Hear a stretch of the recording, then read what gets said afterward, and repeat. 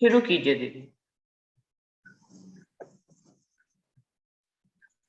बोलो श्री प्राणनाथ प्यारे की जय। बोलो श्री सतगुरु महाराज की जय। पियारू को तुमने जगाए दियो रे, सुख माया में घर के बताए दियो रे।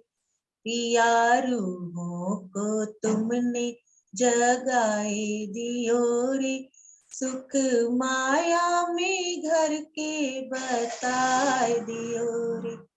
मैं भूली थी जिनको ना याद रहा, मैं भूली थी जिनको ना याद रहा, वो अखंड सुख माया में ले बैठी।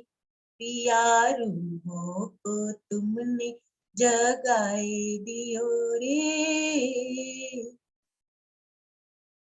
तेरी वाणी सुनी तो मैं चौंक उठी, तेरी वाणी सुनी तो मैं चौंक उठी।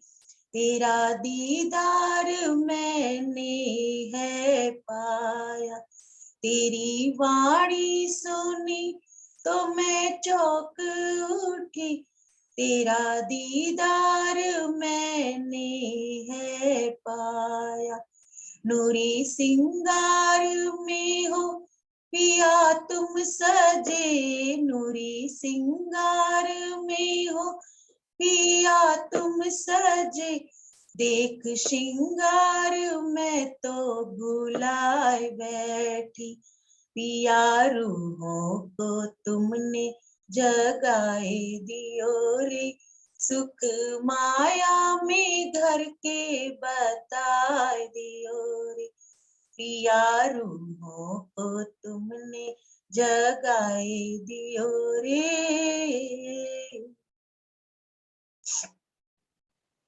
मौल मंदिर अरश के मैं देखूं पिया, मौल मंदिर अरश के मैं देखूं पिया।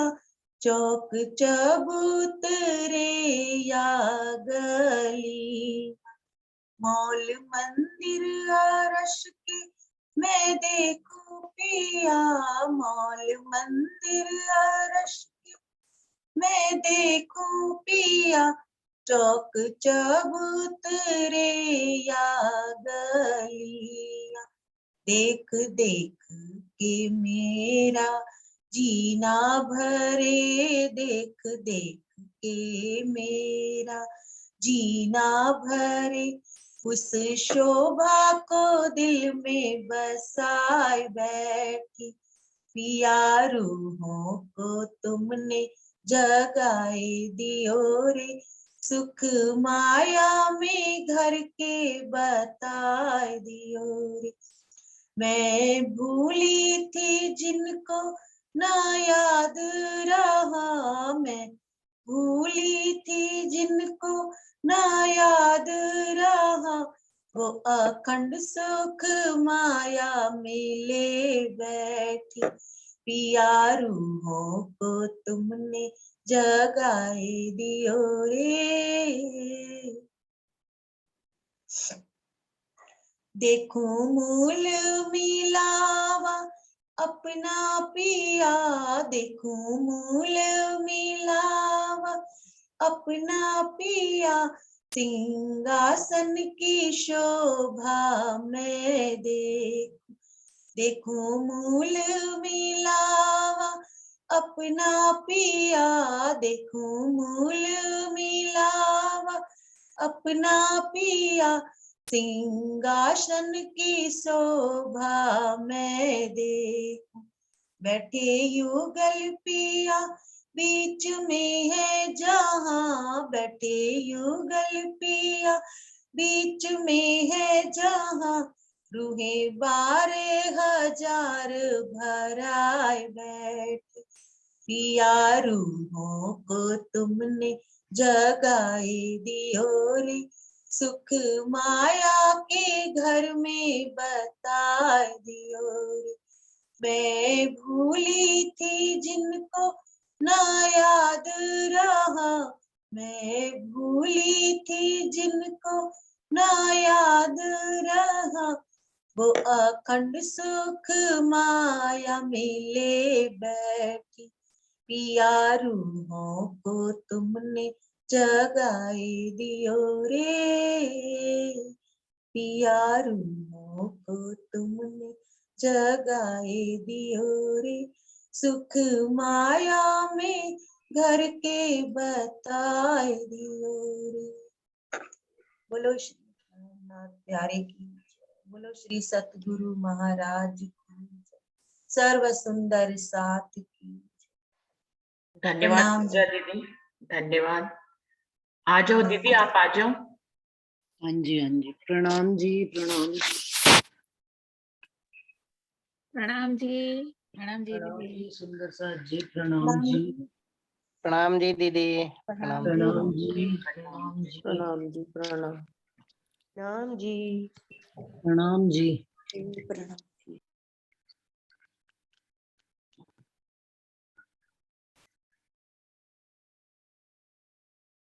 बोलिए श्री प्राणनाथ प्यारे की जय। बोलो श्री सतगुरु महाराज की जय। समस्त सुंदर साथ जी के चरणों में कोटान को बिरला करिए प्रणाम जी, प्रणाम जी। प्रणाम।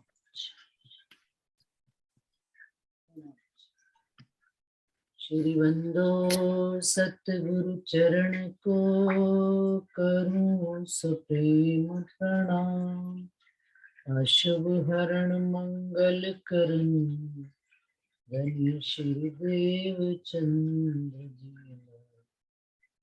श्री प्राणनाथ निज मूलपति श्री महराज सुनाम। तेज कुंवर श्यामा युगल जिक पल पल करूं प्रणाम। पिया जिक पल पल करूं प्रणाम। प्रथम लागू दो चरण को धनिये न छुड़ाइयो खिन। लाख तली लाल लिया मेरे जीव के इन पाँव तले पड़ी रहा। धनी नजर खोलो बातुम पलना वालों मेरे खूने से मेरे जीव के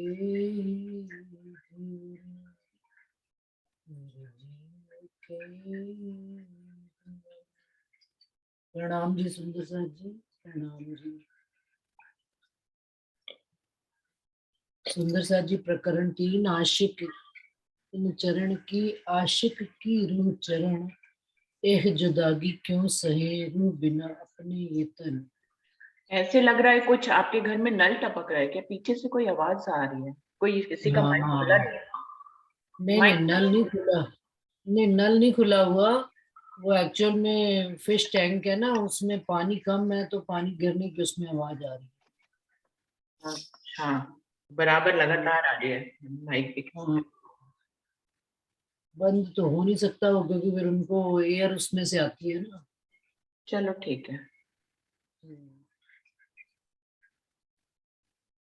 सुंदर साथ जी प्रकरण 3 चपाई होगी 45।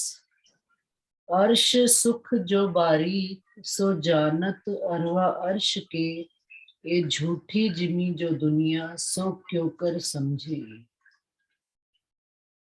आशिक इन चरण की हम रूहें जो धनी के चरणों की आशिक हैं, और आशिक की रूह चरण, और हम रूहों का जीवन का आधार राजी महाराज के चरण कमल है। धनी के चरण कमल हम रूहें ही हैं। इस बात को समझाने के वास्ते धनी ने इस संसार में लेकर हमको आए, और संसार में उन्होंने किस किस तरह से बताया कि मन कि वो हमारे ही दिल में आकर बैठे हुए हैं, और वो अर्श अर्श वहीं पर है जहां पर धनी के चरण कमल है। और परम धाम का वर्णन करने के वास्ते बता रहे कि अर्श की बातें इतनी बारीक हैं, अर्श के सुख इतने बारीक हैं कि केवल वो रूह ही जानती है परम धाम की। ये झूठी जिमी, ये दुनिया इस लायक ही नहीं है यहाँ अर्श परम धाम की बातों को खुलासा किया जाए। परंतु फिर वो कहते हैं कि हमें मेरी अपनी रूहों को वो अपनी एक पातशाही अर्श की दिखाने के वास्ते एक साहिबी अर्श की और इश्क कि धनी का इश्क बड़ा है, उसको उन्होंने प्रूफ करने के वास्ते वो इस संसार में सारी नियामतें लाई हैं। और उसी संदर्भ में वो आगे अपना वस्त्र भूषण का वर्णन करते हुए इंद्रावती जी हमको बता रहे हैं कि जेता वस्त्र भूषण सब रंग रस कई गुण, रूह कछुए कहे एक जर्रे को, सो सब आगू हो तो पूर्ण। कि परम धाम में जितने भी वस्त्र है, जितने आभूषण है, उनमें जो रंग है सब, एक तो वस्त्र भी चेतन है, भूषण भी चेतन है, उनके अंदर जो रंग है वो भी चेतन है और रसमयी है। जो चेतन है वो साथ में क्या है, रसमयी है।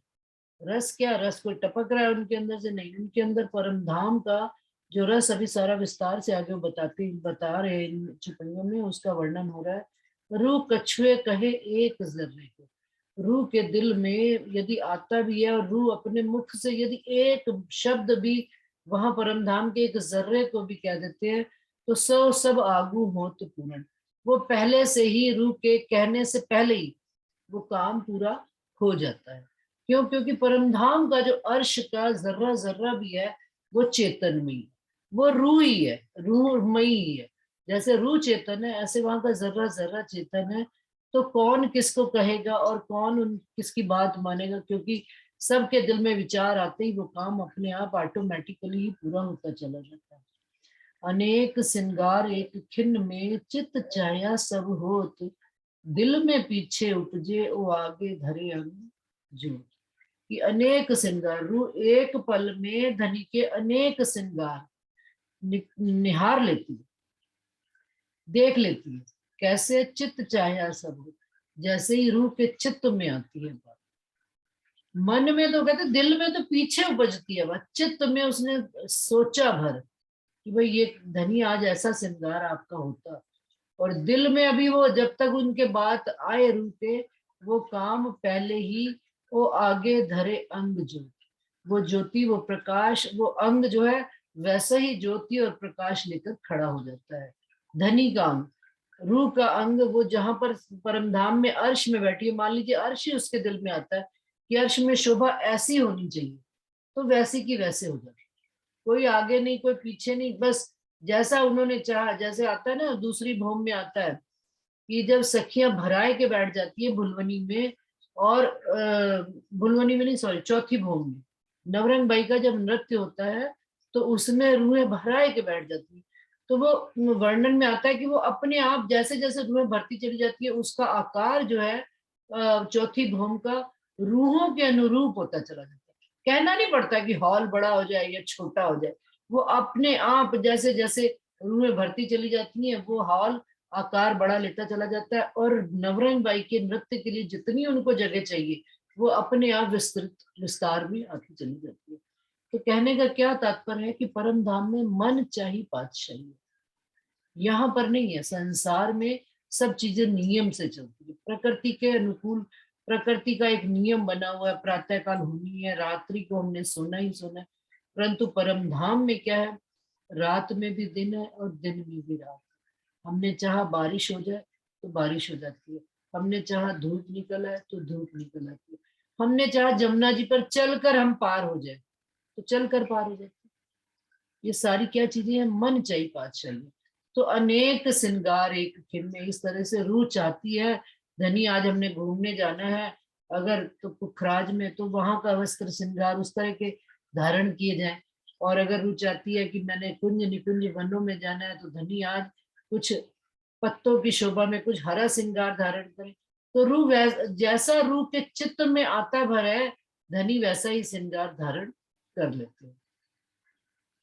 कई रंग रस नरमाई कई सुख बानी, जोत खुशबुए ए अर्श वस्त्र भूषण की, क्यों कहूँ शोभा सलूकी हो। कल हमने परम धाम के 5 तत्वों का वर्णन किया था। कौन कौन से? कि वहां पर चेतन है, नरमाई है, खुशबुएं है, और क्या है, उसमें सलूकी है। सलूकी क्या मतलब? नाजुकी है। तो वही चीज वो बता रहे हैं कि कई रंग रस नरमाई, नरमाई कोमलता है, और बानी मीठी। हर चीज में क्या है? जोत आ रही है, खुशबू आ रही है, और बानी हर वस्त्र हर चीज बोल रही है धनी को रिझाने के वास्ते। परमधाम का जरा जरा जो है धनी को रिझाने के लिए, कि किस तरह से धनी मेरे, मैं ऐसा करूं कि मेरे धनी मुझ पर रीझ कर उनकी नजर मेरे पर आ। यहाँ पर संसार में कोई व्यक्ति हमसे रूठ जाता है तो हम उसको एड़ी से लेकर चोटी तक मनाने के लिए सारे तरह के प्रयास करते हैं। तो सुंदर सा जी परम धाम में तो रूठना और मनाना क्या, लेकिन धनी को रिझाने के वास्ते जर्रा जर्रा धनी के लिए बानी भी बोल रहा है, उनमें नरमाई भी आ रही है, खुशबुएं भी आ रही है, भांत भांत की कलाएं दिखा दिखाकर वो धनी को रिझाने के वास्ते लगे हुए हैं। तो कहते क्यों कहूँ शोभा सलूकी। तो परमधाम की शोभा और सलूकी, उसकी जो बड़ी बनावट है, उसको वर्णन में वो कहते हैं आ नहीं पा रही। मीठी बानी चित्त चाहती, और वो सारा जर्रा जर्रा परमधाम का क्या है? मीठी बानी बोलता है। कौन सी मीठी बानी? चित्त को चाहने में। जो चित्त में धनी की बात, हम यहाँ पर संसार में कुछ भी बोल देते हैं, हम नहीं सोचते कि उसको अच्छी लग रही है या नहीं लग रही, लेकिन परमधाम में जो भी बात बोली जाती, चित्त में चाहने वाली, जो धनी को भी चाहे, रूहों को भी चाहे। रूहें भी तो धनी का ही स्वरूप है, पुतलियां भी तो धनी का ही स्वरूप है। सब चेतनताई, नरमाई, खुशबू सब धनी से ही तो आ रही है, सारे गुण। तो कह रहे मीठी बानी चित्त चाहे, खुशबुए नरमाई चित्त चाहे, और चित्त के अनुसार ही खुशबू भी आ रही है। जैसा चित्त चाह रही है, आज मोगरे की खुशबू है तो मोगरे की खुशबू आई है, चित्त चाह रहा है गुलाब की खुशबू है तो गुलाब की खुशबू है। वहां तो खुशबुएं भी अनंत तरह की हैं। हम यहाँ पर गिनाने में 4-5 तरह की खुशबुएं गिना लेंगे, 10 गिना लेंगे, लेकिन अनंत खुशबुएं है। नरमाई कोमलता भी इतनी है कि संसार में कोई चीज धनी की नरमाई के सामने कोई मिलान।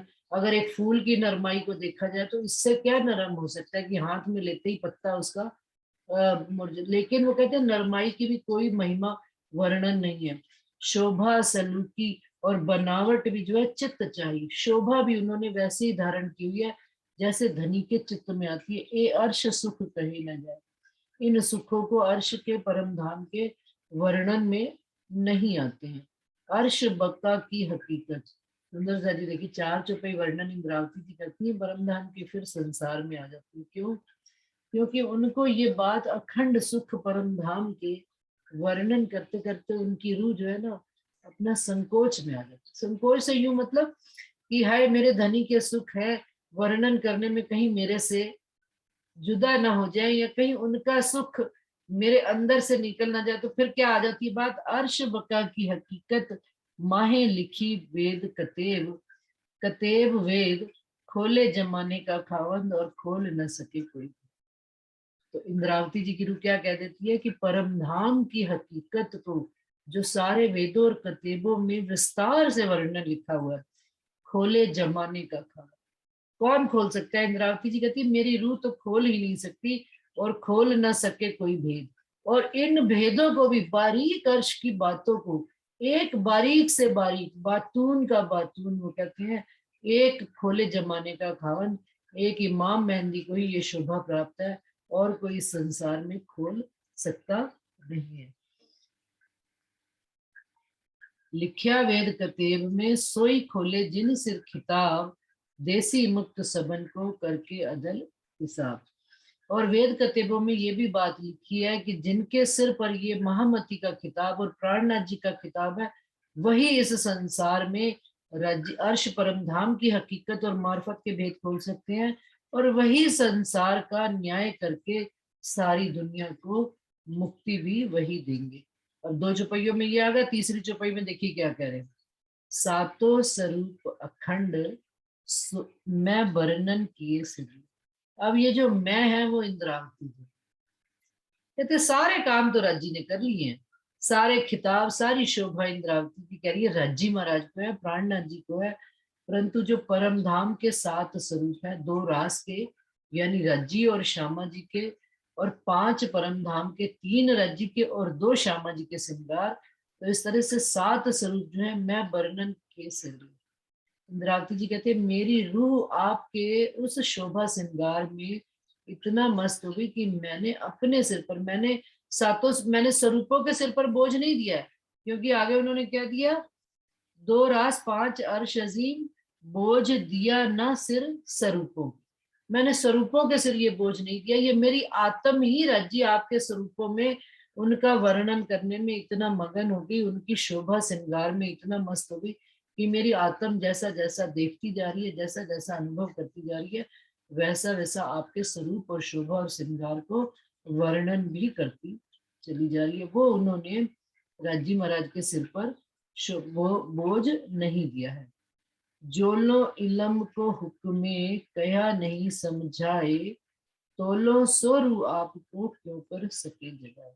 अब इंद्रावती जी फिर बात आगे इसी से लिंक में कर रहे हैं, क्या कह रहे हैं कि अगर रूह भी चाहे स्वयं को जगाना और रूह चाहे धनी के स्वरूप का वर्णन करना, तो रूह के बस की बात नहीं है, क्योंकि जो ये इलम भी धनी दे रहे हैं, ये बातें भी जो परमधाम की बता रहे हैं, और जो बात इंद्रावती जी कह रही है, मैं कह रही हूँ कि भाई मैंने ही वर्णन किया है, तो ये भी राज्जी महाराज ने इलम को हुक्म हुआ,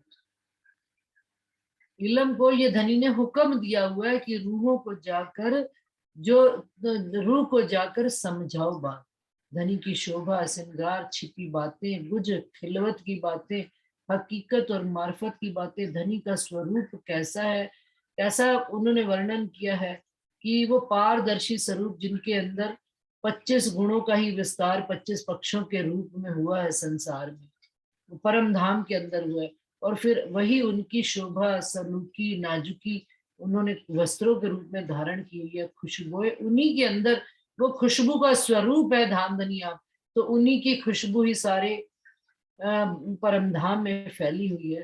तो वो ये बात भी वो कहते हैं इलम को जब तक धनी ने हुक्म नहीं दिया। अब देखा जाए तो इलम भी कौन है, स्वयं धनी ही है, और हुक्म भी धनी ही है, लेकिन संसार में जैसे जैसे रूह के अंदर परिपक्वता आती चली जाती है, गहराई आती चली जाती है, धनी के प्रति प्रेम और समर्पण आता चला जाता है, तो इलम को भी धनी हुक्म दे देते हैं कि इसको मसाला रूह को और गहराई से दिया जाए, क्योंकि अब ये रूह उस चीज की गहराई को, उस चीज की धनी की बातों को समझने की पात्रता तैयार होती चली जाती है रूह के अंदर। तो वो कह रहे हैं जब रूह को जगावे हुक्म, तब रूह आपे छिप जाए। अब जब हुक्म आ जाता है जिस रूह पर, तो वो रूह धनी के उस लाड प्यार और प्रेम में अपने आप को डुबा लेती है और छुप जाती है धनी के प्रेम में, और हुक्म उसके ऊपर काम, फिर रूह काम नहीं करती। तो इंद्रावती जी कह रहे हैं कि जो ये मैंने वर्णन कर रही हूँ, मैं धनी के 7 स्वरूपों का, धनी का हुक्म वर्णन कर रहा है, क्योंकि मेरे ऊपर इंद्रावती जी कह रहे हैं हुक्म ही आ गया कि अब आप वर्णन करो। और वो तो कहती मैं तो धनी के कहती, क्योंकि जो रूह यदि धनी का श्रृंगार वो देख रहे हैं, अनुभव कर रहे हैं, तो रूह तो धनी के लाड और प्यार में ही छिपी चली जा रही, उसमें सराबोर होती चली जा रही, वो वर्णन करने की स्थिति में नहीं है, परंतु धनी का हुक्म जो है उनको वर्णन करवाए चले जा रहे हैं। तो कह रहे हैं जब रूह को जगावे हुक्म, तब रूह आपे छिप जाए, तब रहे सिर हुक्म के यो हुक्म इलम समझाए।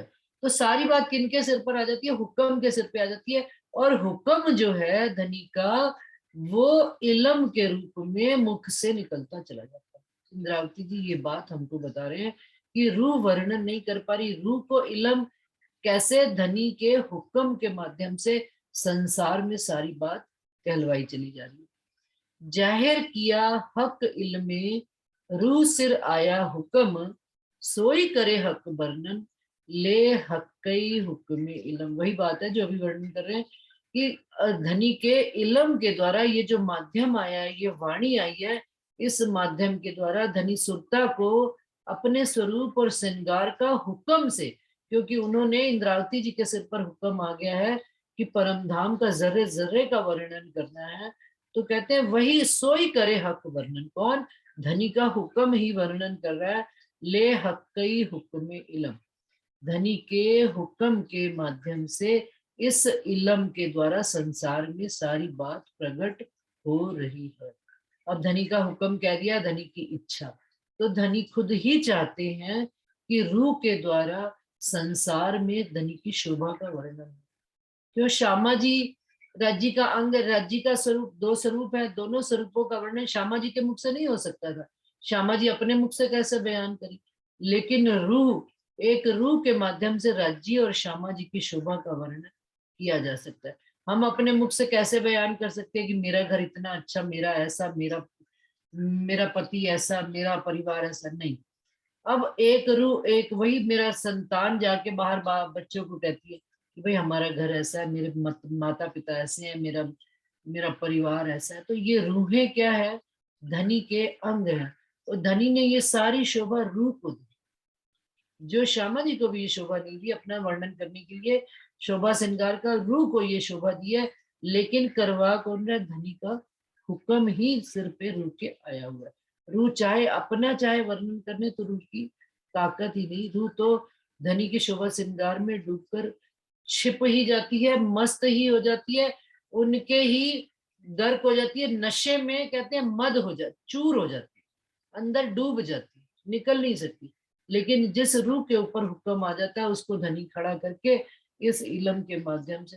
क्योंकि यदि हमने हवसे का प्रसंग देखा हो, अनूप शहर का प्रसंग देखा हो, और तो और पन्ना जी में जब सागर और श्रृंगार का वर्णन होता था आप साक्षात प्राणनाथ जी के द्वारा, तो वो कहते हैं उनका जीव और शरीर इस अवस्था में रहता ही नहीं था होश में, वो उस शोभा में डूब जाते थे और शरीर की अवस्था से बाहर चले जाते थे, आत्मा अवस्था में परम धाम के अंदर पहुंचकर वहां का वर्णन।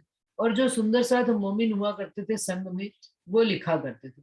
हवसा में भी जब उनको हुआ तो उनके भाई उद्धव ठाकुर जी हवसा में दीवारों पर कोयले से, कहते हैं ये मैंने कहीं पढ़ा है, सुना भी हुआ है परमहंसों के मुख से, कि कोयले से दीवारों पर वो चौपाइयां लिख लिया करते थे जब उनके मुख से अवर्णन होती थी। और अनूप शहर में भी जब प्राणनाथ जी शरीर बिल्कुल छोड़ दिया उनका, उनको इतना मतलब आवेश आया धनी का, तब भी उनके साथ लालबाई और सुंदर साथ मोमिन हुए थे, जिन्होंने वो वाणी उनकी उतारते चले गए साथ साथ। और सागर और श्रृंगार पन्ना जी में जब परम धाम का वर्णन हुआ चारों किताबों का, तब तो मोमिन उनके साथ रहा ही करते थे। तो आवेश में जो स्वरूप, आवेश से जो उनको बात उतरा करती थी रूह को, इंद्रावती जी की आत्म को, इसीलिए तो कहा गया कि सारी शोभा इंद्रावती जी के तन को। ये एक खिताब प्राणनाथ जी का खिताब, एक इंद्रावती जी को, कारण कि संसार में वाणी उतरने के बाद जितने भी परमहंस मोमिन, हम सब आने वाले टाइम में भी जितने परमहंस और मोमिन हो रहे हैं, किसी से भी अब आवेश स्वरूप में वाणी नहीं उतरेगी। ये वाणी का विस्तार, हम इस वाणी को, भाव को समझने के लिए, तो ये आवेश स्वरूप की जो लीला साक्षात प्राणनाथ जी के तन में हुई है, तो वो भी इंद्रावती जी कह रही हैं। इंद्रावती जी की तो जो चरणों में झुकने की और जो नम्रता है, उनके आगे तो हम सब कहीं खड़े ही नहीं होते, कि वो कहते हैं कि ये भी धनी का हुक्म और इलम करवा रहा है। हुक्मे बेशक इलम और हुक्मे जोश इश्क, मेहर निस्बत मिलाए के वर्णन करे अर्श हक। हुक्म से ही निश्चित रूप से बेशक इलम, ये खुदाई इलम भी आ रहा है, और हुक्म से ही धनी का जोश परम धाम का, और इश्क भी, और मेहर और निस्बत, ये सारी चीजें निस्बत है तो मेहर हो रही है, और मेहर हो रही है तो धनी का जोश आ रहा है, और धनी के जोश से ही बेशक इलम, खुदाई इलम ये उतर रहा है और वर्णन करे अर्श हक। और अर्श का और परम धाम और रज्जी महाराज के स्वरूप का वर्णन हो रहा है हुक्म के द्वारा। यही आशिक करे वर्णन और आशिक ही सुने इत। वर्णन कौन कर रहे हैं? आशिक इंद्रावती जी की आत्म है, वही राज्य महाराज के स्वरूप का वर्णन कर रहे हैं, और सुनने वाले हम मोमिन भी तो धनी के आशिक ही हैं, वही यहाँ पर बैठे धनी के स्वरूप शोभा श्रृंगार को सुन रहे हैं। एक कहवे लेवे मोमिन, ये कौन कौन कह रहा है? इंद्रावती जी की आत्म कह रही है और लेने वाले भी हम मोमिन है। या रसूल 3 सूरत, या आप मोहम्मद साहब की 3 सूरतें, रसूल मोहम्मद, ईसा रूह अल्लाह, श्यामा महारानी जी, और आप हक की सूरत प्राणनाथ जी, तीनों सूरतें इस बात को सुन रही हैं, ले रही हैं, और वर्णन धनी का हो रहा है और आशिक मोमिन ही हम ये बात सुन रहे हैं। कहते हैं मैं हक अर्श में जुदे जानती, ल्यावती शब्द में वर्णन, जड़ में सिर ले ढूंढती, हक आए दिल बीच चेतन। सुंदर सा जी ये चौपाई जो है सारी बातों का सार रूप है कि अर्श में मैं धनी को अपने से जुदा मानकर बैठी हुई थी, तो मैंने संसार शब्दों में आपको वर्णन करना शुरू कर दिया। लेकिन मुझे ये बात कहाँ पता थी कि धनी अर्श में भी मैं और आप एक दिल एक स्वरूप, ये बात कहाँ समझाई गई है? इस संसार में समझाई गई। कहते हैं जड़ में से मैंने सारे संसार में आपको ढूंढ रही, लेकिन आपने क्या किया? आप तो मेरे ही चेतन दिल में आकर बैठ, और दुनिया में मैं ढूंढती रही आपको, और परमधाम में भी मैंने आपको क्या गलती करी कि मैं आपको अपने आप से जुदा मानती हूँ। और अब जब आपने धनी मेरे इस दिल चेतन दिल में आकर बैठकर आप स्वयं ही वर्णन कर रहे हो, तो मुझे समझ में आई कि आप और मैं तो जैसे कहते हैं ना, पानी में रंग को घोल दिया जाए, फूल में खुशबू को हम अलग नहीं कर सकते। पानी में रंग डाल दिया तो फिर वो पानी भी उस रंग वाला ही हो जाता है, फिर पानी का अपना स्वरूप नहीं रहता। कोई सा भी लाल रंग डाल दीजिए लाल हो गया, हरा डाल दीजिए हरा हो गया। तो धनी का रंग रूह के अंदर ऐसा मिल गया है कि रूह और धनी एक लटपट हो गए, लटपटी हो गई है आपस में, एक रूप एक स्वरूप हो गए हैं। जैसे फूल में फूल की खुशबू है, आप जुदा नहीं कर सकते उसको। आप कितना भी मसलिए, देखिए फूल को हाथ में मसलो, हाथ में खुशबू आ जाएगी उसकी, उसके पास से गुजरेंगे उसकी खुशबू आ जाएगी। तो रूह और धनी आपस में ऐसे ही एक दूसरे के साथ लटपट हो गए हैं। इंद्रावती जी कह रही है कि मेरे दिल में धनी आप आकर ऐसे लटपट हो गए हो कि मुझे तो ये बात, आपका वर्णन आप स्वयं कर रहे हो, आपका हुक्म कर रहा है, आपका इल्म कर रहा है, मेरे को तो ये बात इंद्रावती जी कह रही है कि मैं एक रूप एक स्वरूप हुए बैठे, तो किसको कहूं और क्या कहूं? इंद्रावती कहूं इनका बेवरा, सिर हुक्म लेसी मोमी। अब इंद्रावती जी कह रही है इस बात का भी मैं बेवरा और विस्तार से और बारीकी से वर्णन कर रही हूँ, और मोमिन ही होंगे इस बात को अपने सिर पर लेकर कि धनी। सुंदर सा जी देखिए कहते हैं ना कि हुक्म कैसे हम अपने सिर ले सकते हैं। यहाँ पर इंद्रावती जी बता रहे हैं कि हुक्म तो आया पड़ा है संसार में, ब्रह्मांड में आया पड़ा है, धनी के हुक्म से ही तो सारी शोभा श्रृंगार उतरा हुआ है श्रृंगार।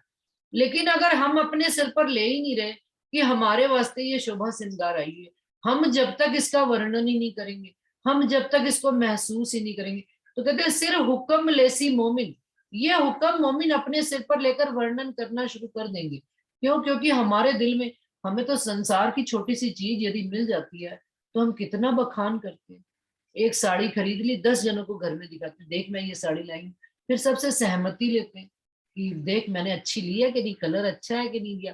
फिर वो अगर थोड़ा सा कह दे नानकर आजकल तो ये फैशन है, सर नहीं नहीं मैं तो बाजार में 100 दुकानें देखकर खरीद के लाई हूँ, उसको कितना कन्विंस करते हैं हम उस चीज के लिए कि मैं जो चीज लाई हूँ वही श्रेष्ठ है। तो सुंदर सा जी धनी हमारे दिल में आकर बैठे हैं, तो क्या हमारे उस दिल में धनी का भी इतना भार नहीं है कि हम धनी की शोभा, धनी की बात वर्णन करने की हम मुख देखे किसी का कि कोई हमें कहेगा तो हम करें? नहीं, ये तो धनी का भार ही अपने आप, इतने भार धनी के चरण कमलों का इतना प्रताप है कि अपने आप हमारे मुख से धनी का ही शोभा और श्रृंगार का वर्णन होना शुरू हो जाता है। रूह अपने आप धनी का हुक्म सिर पर लेकर बात वर्णन करना शुरू करता है। धनी की खुशबू हमारे अंदर आई है, तो क्या हम उसका विस्तार नहीं करेंगे? संसार की चीजों का हम विस्तार करते हैं। हमें कोई भी मिले, कोई दिल में बात अंदर खटक रही हो, तो झट से क्या है, अड़ोसी पड़ोसी बाजार में गए, सड़क पे गए, कोई सुंदर साथ मिला, कोई सखी सहेली मिली, उसको नहीं उसने मेरे लिए ऐसी बात कही। धनी की कोई बात हमें नहीं चुभती कि हम हक सिर लेसी मोमिन। तो धनी की बात जब हमारे दिल में चुभने लग जाएगी, धनी का लाड, धनी का प्यार, धनी का विरह जब दिल में आ जाएगा, तो बाहर भी बात किसकी होगी? धनी की होगी। उसके लिए फिर हुक्म नहीं, क्या हुक्म नहीं है मेरे को तो वर्णन करो। कहते ये हुक्म, ये इसके लिए तो हुक्म आना ही नहीं है, सिर्फ हुक्म लेसी मोमिन। मोमिन स्वयं ही धनी की शोभा को वर्णन करने के लिए हुक्म सिर पर ले लेंगे। वो कहते हैं सो हुक्मे समझ जागसी। ये हुक्म किनके वास्ते आया है? हमारे वास्ते आया, हमें जगाने के वास्ते आया। मिले हुक्मे हकवत। और धनी का हुक्म जब रूह के अंदर मिल गया तो फिर किसकी बात होगी? हक की होगी, और अपने घर वतन परम धाम की ही बात होगी। और ये हुक्म समझ कर मोमिन जागेंगे। तो क्या कहते हैं? हुक्मे चले हुक्म। तो हुक्म से फिर धनी का हुक्म चलने लगा। अब परम धाम से, मूल परम धाम से धनी का हुक्म चला, अक्षर ब्रह्म के हुक्म ऊपर चला हुक्म। अब संसार में आ गए तो संसार में श्यामा जी के ऊपर हुक्म आया, फिर इंद्रावती जी के ऊपर हुक्म आया, फिर लालदास जी के ऊपर हुक्म आया, फिर छत्रसाल जी के ऊपर हुक्म आया, और परमहंसों के ऊपर हुक्म आया। जुगलदास जी की पाती तो पड़ी तो सुनकर ही दिल जो है ना कांप गया कि उन्होंने आंखों पे पट्टी बांध ली कि भाई मुझे जब तक मेरा घर दिखेगा नहीं मैं 14 लोग संसार देखूंगा ही। हुक्म ले लिया ना सिर पे, तो धनी ने दिखाया है ना धनी की बात को कि भाई मैंने धनी अब आपके अलावा किसी और की बात करनी ही नहीं। ये भी तो हुक्म धारण करना। और धनी के आपके ही स्वरूप शोभा, आपके परम धाम के 25 पक्षों को ही जानना है, समझना है, और कोई बात ही नहीं करनी। तो ये बात हुक्म, फिर उसमें धनी का हुक्म, क्योंकि एक बात ऐसी अर्श बक्का मिने जो हक से भी ना है। कौन सी बात? कि धनी अपने इश्क से हमें जुदा नहीं रख सकते। तो संसार में भी धनी हमसे अपनी इन नियामतों से जुदा नहीं रख सकते। लेकिन जो लो ना लेवे सिर पर हुक्म, तो फिर क्या करें? वचन तो है जागृत जगावत तत्किन, पर जो ना ले सिर अपने, तो क्या करे वचन? हम अपने सिर पर इन वचनों को ही नहीं लेंगे तो फिर वचन भी कुछ कर सकते नहीं है। तो वो यही बात कह रहे हैं, हुक्मे चले हुक्म। अब हुक्म क्या है? छत्रसाल जी के बाद उन्होंने छठा दिन मोमिनों का यही तो पढ़ रहे हैं कि अब हुक्म द्वारा खोल लिया अपने हाथ हुक्म। किसी एक के हाथ में हुक्म, धनी राजी महाराज ने अपने हाथ में हुक्म ले लिया। कहते हैं जो रूह इस राह पर आती चली जाएगी उसके सिर पे हुक्म आता चला जाएगा। और जिससे जितना जितना काम कराना है, हमारे अंदर 20 वाट की रोशनी, हम उतना ही करेंगे, परंतु करे तो सही। और जब धनी के हुक्म से धनी की राह पर चलना शुरू कर देंगे, उनकी बात करना शुरू कर देंगे, तो देखिए सुंदर सा जी, वो 20 वाट का बल्ब 40 वाट का एक दिन हो, और एक दिन 40 वाट की जगह वो 60 का, 100 का, और पावर हाउस बनना शुरू हो जाएगा। जब धनी को समझना प्रारंभ कर दिया तो संसार की तो क्या औकात है। संसार तो यूं चुटकियों में समझ में आएगा संसार कहाँ है, और संसार हमें क्या बात कहना चाहता है। आप चलिए सही धनी की राह। ये तो धनी अपनी साहिबी अपने आप दिखानी शुरू कर देते हैं। धनी की बातें खुलना भी कोई हमने श्रृंगार कभी पढ़ा नहीं, हमने कभी भी इसका मंथन। लेकिन सुंदर साथ जी सच्ची कहते, धनी का आसरा लेकर जब धनी के चरणों में बैठ ही गए, धनी अब आपने ही समझानी है बात। अब मेरी रूह को कहाँ इतनी औकात कि मैं आपकी शोभा और श्रृंगार को समझ सकूं। लेकिन धनी ने भी, जब धनी ने कहा, रूह ने ही कर लिया कि मैंने तो, जैसे संसार में कहते हैं ना, एक बच्चा इंजीनियर बनना चाहता है तो उसने पहली बार अटेम्प्ट दिया, आईआईटी का नहीं हुआ, कहता मैं, माँ बाप ने कहा बेटा तेरे लायक, तेरे बस की बात नहीं है, तू अगली बार एग्जाम दे, तू मैं छोड़ दे, तू दूसरी लाइन चला जा। तो लेकिन अगर बेटा ही, बच्चा जिद करके खड़ा हो जाए, नहीं मम्मी मैंने तो आईआईटी इंजीनियर ही बनना है, तो माँ बाप क्या हिम्मत कहते हैं उस समय, अच्छा ठीक है फिर एक बार और ट्राई कर ले, 1 साल और करके देख। तो वो नेक्स्ट टाइम फिर ट्राई करता है। जब मेहनत करता है तो धनी भी उसको उसकी मेहनत का फल देते हैं। तो कहने का अर्थ ये